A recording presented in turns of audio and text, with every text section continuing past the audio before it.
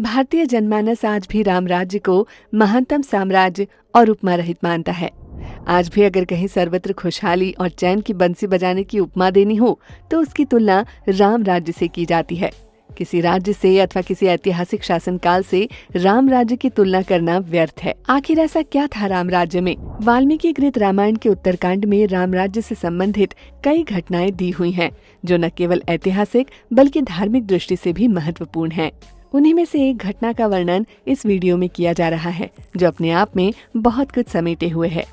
एक दिन के तीसरे पहर राज्यसभा में बैठे हुए राजा राम ने अपने अनुज लक्ष्मण से कहा, भाई लक्ष्मण, देखो राज दरबार के बाहर कोई न्याय पाने के लिए तो नहीं आया है। लक्ष्मण जी बड़े भाई की आज्ञा पाते ही तुरंत बाहर गए और चारों ओर दृष्टि दौड़ाकर देखा। उनको वहाँ कोई दुखिया दिखाई नहीं पड़ा। लक्ष्मण जी राजमहल में वापस आकर राम से बोले, भैया, बाहर तो ऐसा कोई भी मानव नहीं है जो क्षुब्ध हो या दुखी हो और कुछ निवेदन करने के लिए आया हो। लक्ष्मण जी के वचन से राजा राम को संतोष नहीं हुआ। उनकी बेचैनी लक्ष्मण जी समेत वहां दरबार में उपस्थित प्रत्येक व्यक्ति महसूस कर रहा था। उन्होंने लक्ष्मण जी से पुनः कहा, लक्ष्मण, मुझे विश्वास है कि नीति और उचित न्याय पद्धति से शासन करने पर प्रजा सदैव सत्य के मार्ग पर अग्रसर रहती है और उसे किसी प्रकार का कष्ट नहीं मिलता। यह सब होते हुए तुम प्रजा के हित चिंतन में सर्वदा सक्रिय रहना। अब एक बार पुनः बाहर जाकर किसी भी कार्यार्थी, अर्थार्थी या न्यायार्थी का पता लगाओ। कोई भी ऐसा प्राणी यहाँ से निराश होकर न जाए। श्री राम जी की आज्ञा पाते ही लक्ष्मण पुनः बाहर गए, लेकिन इस बार भी उन्हें राजभवन के बाहर कोई भी मनुष्य नहीं दिखाई दिया। लक्ष्मण जी ने फिर से अपनी पैनी निगाह चारों तरफ दौड़ाई और देखा कि एक कुत्ता दुखी मन से वहां बैठा था। लक्ष्मण जी को देखते ही वह कुत्ता उठ बैठा और अपने दुखी मन की भावना को व्यक्त करते हुए जोर जोर से रोने लगा। उन दिनों राजा, राजघराने के लोग, राजकाज देखने वाले अधिकारी तथा विद्वान लोग पशु और पक्षियों की भाषा जानते थे। वे उनसे बात भी कर सकते थे। पशुओं की भाषा के ज्ञाता लक्ष्मण जी ने उस कुत्ते से रोने का कारण पूछा। हे सारमेय, तुम क्यों दुखी हो? तुम्हें किसी ने प्रताड़ित किया है या तुम्हारा कौन सा कार्य नहीं हो पा रहा है? निर्भय होकर कहो। लक्ष्मण जी का आश्वासन प्राप्त करके कुत्ता बोला, प्रभु, समस्त जीवों के रक्षक, प्रशस्त कर्म करने वाले राजा राम से मुझे कुछ निवेदन करना है। कुत्ते की बात सुनकर लक्ष्मण जी ने उस कुत्ते से कहा, आओ मेरे साथ। राज्यसभा में प्रवेश करने के पहले लक्ष्मण जी ने कुत्ते से कहा कि सारमेय, राजा राम के सम्मुख जो कुछ कहना सत्य सत्य कहना।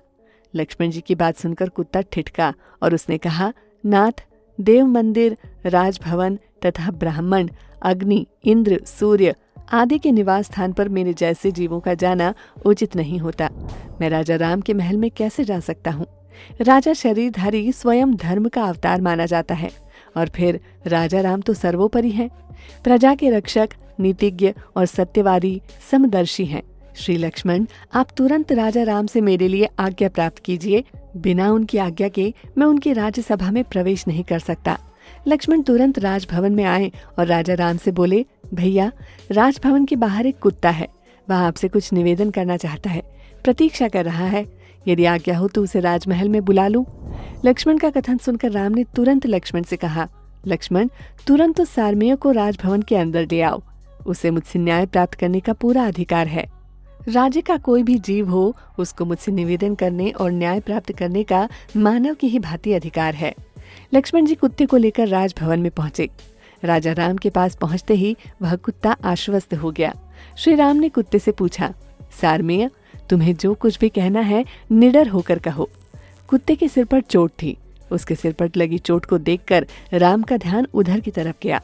श्री राम का ध्यान अपनी ओर आकृष्ट देखकर कुत्ते ने उनसे निवेदन किया, प्रभु, राजा ही समस्त प्राणियों का रक्षक और स्वामी होता है। प्रजा जब सोती है तब राजा जागकर प्रजा की रक्षा करता है। हे राघव, आप तो समस्त प्राणियों के प्राण हैं। आप धर्मात्मा और सद्गुणों के सागर हैं। यदि मैंने कोई अनुचित बात यहाँ पर कह दी हो या आगे मेरी जिह्वा से निकल जाए तो आप उसे क्षमा कर दें। मैं सिर झुकाकर आपका अभिवादन करता हूँ।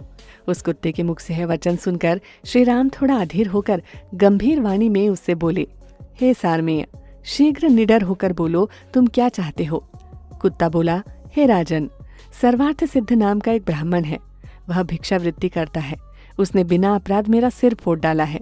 कुत्ते की बात सुनकर राजा राम ने तत्काल उस ब्राह्मण को बुलाने के लिए राज कर्मचारी को भेजा और वो तुरंत ही ब्राह्मण को बुला लाया। ब्राह्मण राजा राम की राजसभा में उपस्थित हुआ।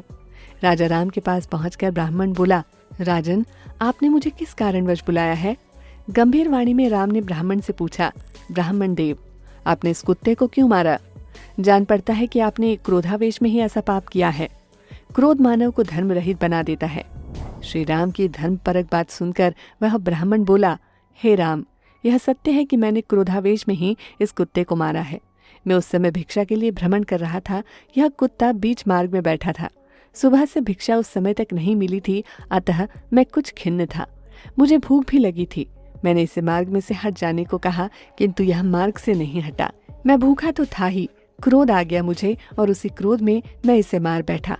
मैं अवश्य दोषी हूँ और इसे स्वीकार करता हूँ। इस अपराध का आप जो भी दंड देंगे वो मुझे स्वीकार्य होगा। आपसे दंड पाने के बाद मुझे नरकगामी होने का भय नहीं रहेगा। ब्राह्मण की बात सुनकर राजा राम अपने सभी सभासदों से पूछने लगे, इस ब्राह्मण को क्या दंड दिया जा सकता है?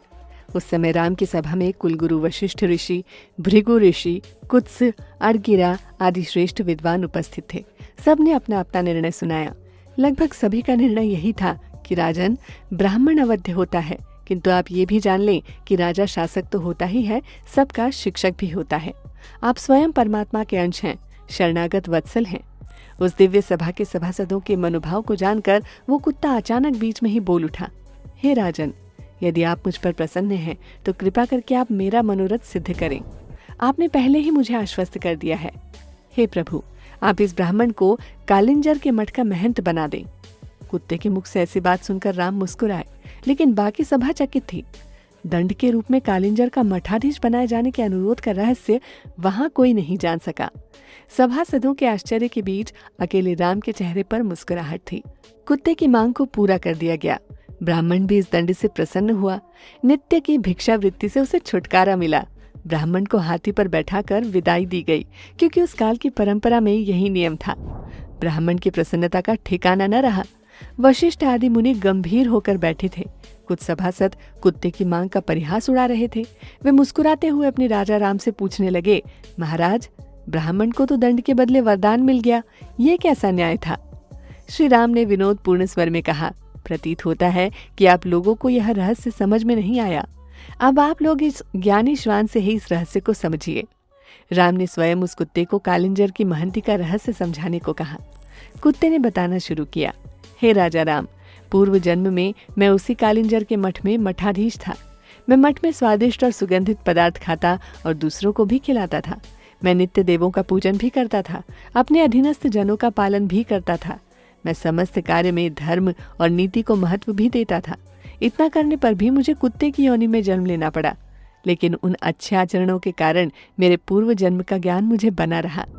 कुत्ता कहता गया, हे महाराज, ब्राह्मण तो क्षमाशील, जितेंद्रिय और दयालु होते हैं, किंतु ये ब्राह्मण तो अत्यंत क्रोधी है, धर्मशून्य, अहितकर, हिंसक स्वभाव का और मूर्ख भी प्रतीत होता है। वहां का महंत बनकर तो ये अपने माता तथा पिता के कुलों को भी नरक में ले जा सकता है। हे राजन, चाहे कैसी भी स्थिति क्यों न आए, ज्ञानी मनुष्य को किसी भी स्थान की महंती स्वीकार नहीं करना चाहिए। हे प्रभु, जिसका बंधु बांधवों सहित अहित करना हो, उसे देवता, गौ और ब्राह्मण के अधिष्ठान का महंत बना देना चाहिए। हे सर्वज्ञ, जो देवता, बालक, स्त्री तथा ब्राह्मण के लिए अर्पित धन को स्वयं भोगता है, वह निश्चय ही नरक में जाता है या नरक तुल्य कष्ट भोगता है। कुत्ते की बात सुनकर राजा राम गदगद हो गए और कुछ विस्मित भी हुए, लेकिन सारी सभा स्तब्ध थी। इस रहस्य का उद्घाटन करने के बाद वह कुत्ता जहां से आया था वहीं चला गया। कुछ समय पहले कुत्ते के न्याय का परिहास करने वाले सभासद अब मौन थे।